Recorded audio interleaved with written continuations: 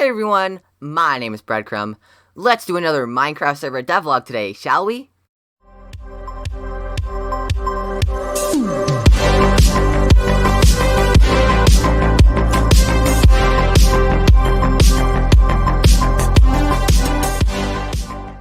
So in this episode, I will be starting to implement factions into my Minecraft server. For people who don't know what factions are, here's what they are in a nutshell. It is a form of multiplayer survival.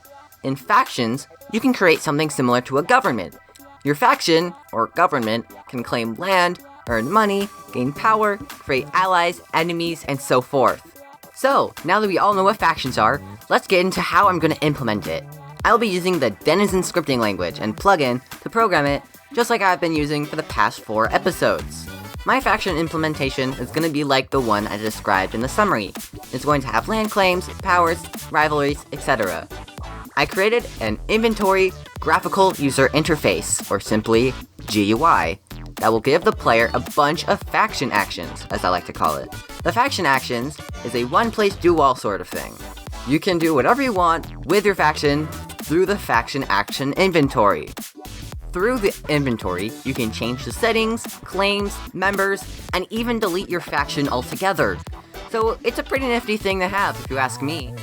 A player can create their own faction, in which they will be flagged with a faction ID that is given to them. The server is also going to be flagged with a bunch of information about that single faction, like the owner, members, display name, color, permissions, and more. I then found a bunch of Minecraft heads to put into the faction action inventory GUI. It took a while to get it right, so I was inputting the wrong values, and Denizen would take almost 10 seconds, or more, to give me the head, which would sometimes overload the server. After figuring that out, I could now have Minecraft heads in the faction action GUI. It doesn't take a huge amount of time to load. Before I switched to flags, I created a bunch of YAML commands that will create and load data from a file called factions.yml. I could add faction data and remove faction data. Editing the data will be in the next episode, so stay tuned for that by hitting the notification icon. After doing that, this is where I found out that YAML is meant for plugin interruptibility, not saving data specifically for Denizen.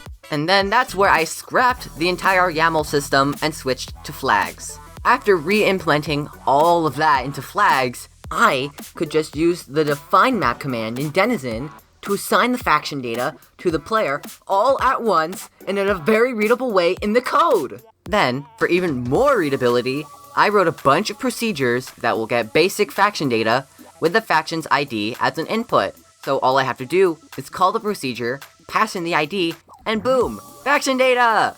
I then replaced every flag call with the procedure, making it look way neater. I also made a command to list all the factions just for me to test and for future players to look through and request to join other factions.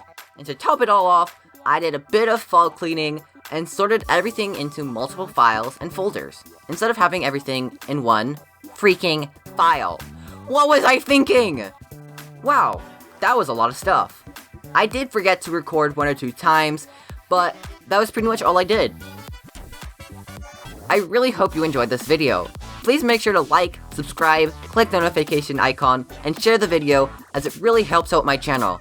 I'm on the road to 100 subscribers, and I would love to be able to hit that goal before the end of 2021. So, let's do it! I hope you had a great rest of your day. Stay toasty, bread boys. Until the next time, goodbye.